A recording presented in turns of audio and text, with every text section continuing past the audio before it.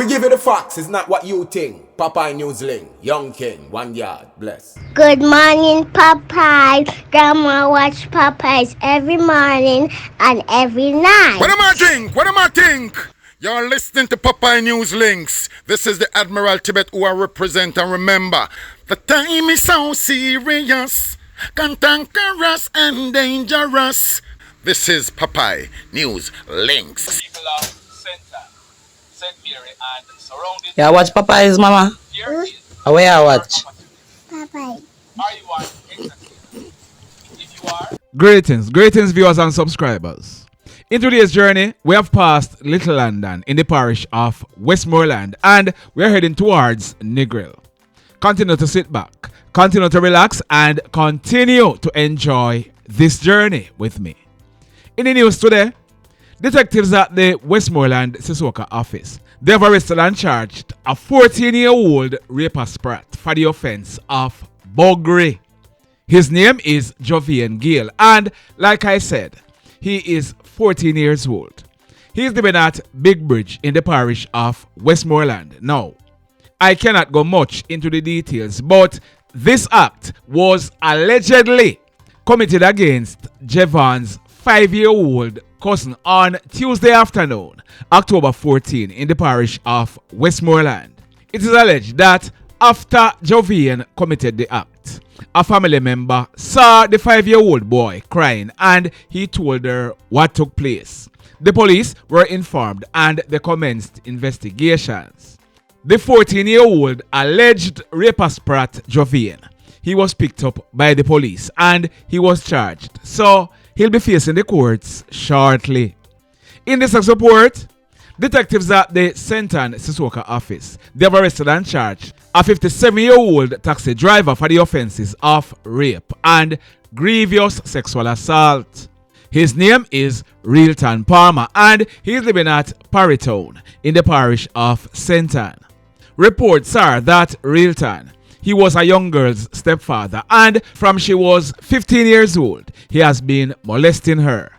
A report was made to the police and Realton, he was picked up. He was charged, so he'll be facing the courts shortly. This one, it took place early yesterday morning. Thursday, October 16, about 1 o'clock. It took place at the entrance of Madrid Avenue in the Independent City area of Portmore in the parish of St. Catherine. Reports are that a 40-year-old taxi driver, he was at the location when a blue Subaru motorcar drove up and stopped. Two hoodlums came out of the car with guns in hands. They proceeded to rob the taxi driver of 2 Samsung cell phones and his white 2018 Toyota Probox motorcar plus 7,000 Jamaican dollars in cash. The hoodlums, they then made good their escape. Yesterday morning, Thursday, October 16 at minutes to 8 o'clock, a 66-year-old truck driver from the parish of St. Thomas, he drove a 2016 Isuzu 21F truck to Iron Mountain in the Claremont police area of St. Ann. This truck is owned by a security company. He drove the truck into the area to pick up some posts when 2 hoodlums who were armed with guns. The hoodlums, they used the man's shirt to blindfold and tied him up. We are told that the hoodlums, they inflicted some serious blows to the man's head. They proceeded to rob him of cash amounting to 17,000 Jamaican dollars and the truck. The hoodlums, they then made good their escape in the truck. The Claremont police are investigating. In this report, the police, they are waiting a post-mortem examination to ascertain how a man died. His name is Michael Cleghorne. He was 52 years old and he was living at Farm Heights in Montego Bay in the parish of St. James. Our information is that Michael, he was not known to have any medical issues. Last week, Tuesday evening, October 7, Michael, he went to a family member's home where he had dinner.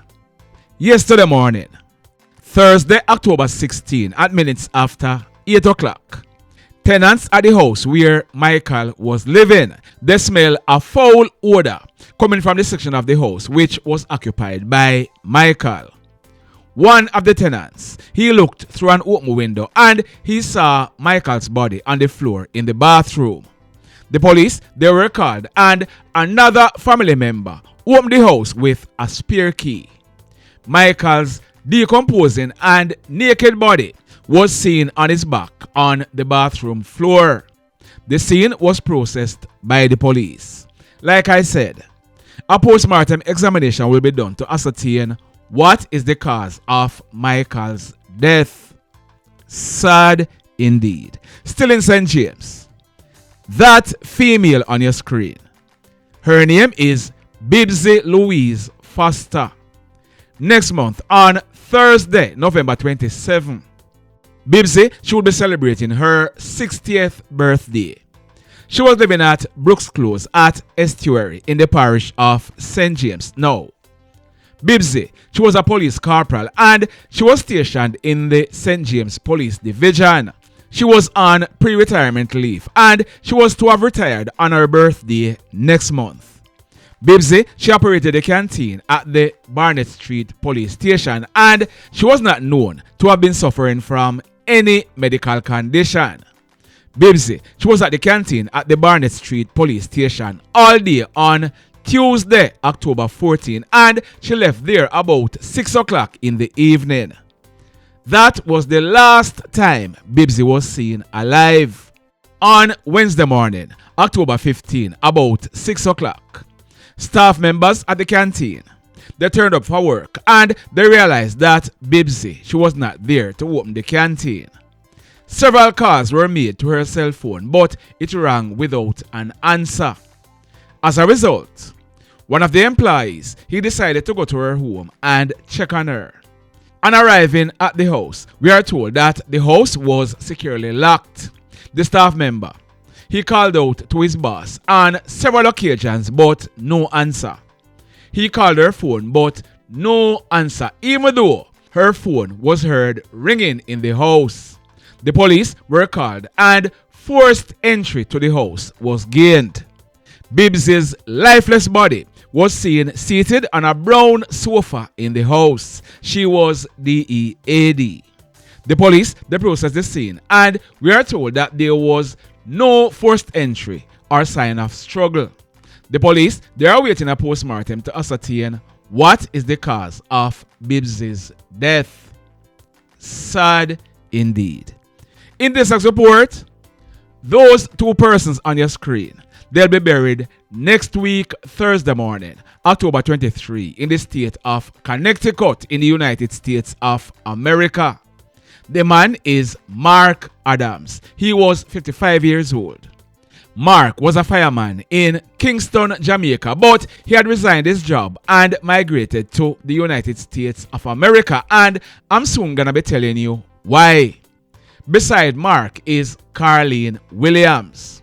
Carlene was 51 years old. Now, like I said, Marc, he used to be a fireman in Jamaica. He was married to Carlene and they had 3 children together. They used to live in Kingston, Jamaica. Years ago, Carlene, she decided to go to the United States of America with the children to try and get a better life. She told her husband Marc that as soon as she was sorted out, she would sort him out also. Are you following me? As a result of this understanding, Marc and Carlene, they got divorced. Carlene, she got married in the United States and she sorted out herself and the children. We are told that both Marc and Carlene, they had a child each before they met. During their relationship, they had 2 sons and a daughter together. There is the eldest son on your screen. His name is Javian Adams and he is now 25 years old. Carlene was now living in the United States as a single parent and she was living at Beverly Avenue in the Waterbury area of Connecticut, and she was having some serious issues with the children, especially Javian. As a result, the Department of Children and Families Vision in Connecticut, they intervened. Javian, we are told, he was arrested and charged by the police on more than one occasion for domestic violence. He was also said to be the member of a gang. As a result of all that was happening, Marc, he quit his fireman job and he went to Connecticut where he was living with Carlene and the children. For whatever reason, Carlene, she had a change of heart. She then decided that she not sort out Marc. Things broke down and Carlene, she kicked Marc out of the house. Marc, he then went and was living and working in New York. But his son Javian, he was in trouble in Connecticut and he was to have gone to court last week. Javian, he was charged for strangling his girlfriend. Reports are that on many occasions, Javian and his mother, they could be heard arguing loudly about him thieving her money from her bank account. Last week, Monday night, October 6, they had the last such argument. We are told that because Javian was supposed to go to court, Marc, he left New York and headed to Connecticut to follow his son to court. Last week, Monday night, October 6, surveillance video captured the mother Carlene screaming at her son and telling him, "You don't pay a bill. You don't even buy food." The son Javian responded, "I don't care anymore. F what you all have to say." Javian, he then left the house and him go dig it up and come back. He returned to the house where he shot his mother and his father in the back of their heads. He then escaped in his mother's car. Javian, he was later held by the police and he was arrested and charged for killing his mother and his father. He is now in jail on a $6 million bond. And like I said, his parents will be buried next week, Thursday. The mayhem. So let me ask you something. Let me ask you something. Have you hit on the love button as yet? If you have not yet done so, remember to hit on it. Also, if you are over here watching our videos and you have not yet subscribed, hit on the subscribe button as also. Hit on the notification bell. Then click all so that whenever we drop a new video, you will be one of the first to be notified. In the final report for today, in the latter part of June 2023, I carried a report. I told you about a hoodlum named David Thellwell, but he was popularly known as Jaja or Candyman. He was in his 30s and he was living in the Bottom Pen area of Glendevon in the parish of St. James. Jaja, he was a top tier member of the Glendevon-based gang known as Hacca Defense Force or HDF for short. Jaja, he was out on bail after he was arrested and charged by the St. James police on gun-related crimes. He was reported on condition of bail at the Montego Bay police station. The court had also imposed a curfew order on Jaja. The judge had instructed that Jaja, he should remain home between 6 p.m. and 6 a.m. every day. But early Saturday morning, June 24, 2023, about some minutes after 5 o'clock, Jaja and two of his cronies, they decided to make a step. They were armed with M16 rifles and handguns. They traveled in a motor car to Warwicker Drive in the Norwood area. Their plan was to attack and kill some other hoodlums who were members of a gang named Young Ambitious Kings or YAK for short. They were based in the Warwicker Drive area of Norwood. From all indication, those gangsters, they were anticipating this attack, so they were ready and waiting. As Jaja and his cronies pulled up at the two-story house, they were greeted by bullets from the waiting hoodlums. They returned the fire and drove away. Jaja, he was hit. He received gunshot wounds to his abdomen. His cronies rushed with him to the Cornwall Regional Hospital and left him there. Jaja, he was admitted in a serious condition and he ended up dying about 5 o'clock. That said Sunday afternoon. The police, they had recovered over 40 spent shells to include M16 and 9mm spent shells plus an M16 magazine loaded with 12 live rounds on the scene. So Jaja, he had an older brother named Everroll Thellwell. On April 11, earlier this year, Everroll, he celebrated his 42nd birthday. Everroll's name was also being called in hoodlum activities and he was also said to be a member of the HDF gang. In fact, Everroll's name was being called with the death of a member of the YAK gang known as Hacca. As a result, hoodlums were hunting for Everroll to kill him. Everroll, he then left up and he left the area.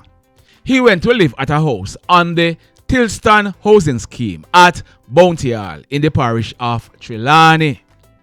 Late yesterday afternoon, Thursday, October 16 at minutes to 6 o'clock, Everroll, he drove his car and he parked it along a section of the roadway near to his home. He came out of the car and he was walking towards his home when he was attacked by a hoodlum who opened gunfire, hitting him in his chest. The hoodlum, he then made good his escape. When the smoke was clear and persons went and made checks, Everroll's lifeless body was seen lying on his right side in bushes near to his home in a pool of blood. He was DEAD. The police, they were called and when they processed this crime scene, 4 9mm spent shells were recovered from the scene. The mayhem continues. Blessed love, everybody.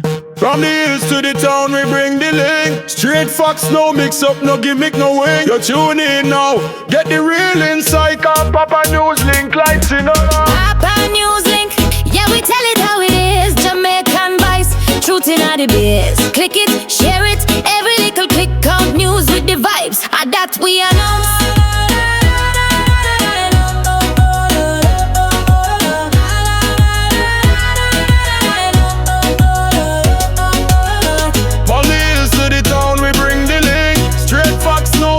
No gimmick, no way. You tune in now, get the real insight. Cause Papa News Link lighting up the ring. Papa News Link, yeah, we tell it how it is. Jamaican voice, truth in all the biz. Click it, share it, every little click on news with the vibes. And that we are on. Papa News Link, yeah, we tell it how it is. Jamaican voice, truth in all the biz.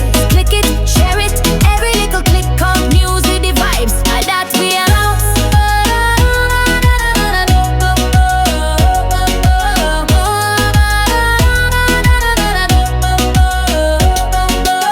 It's not me being she a come on down them and it Johnny you damn catch a fire me feel rated. Inna the race that flop and no fades why we bleak when me coming on me cross silence. For me you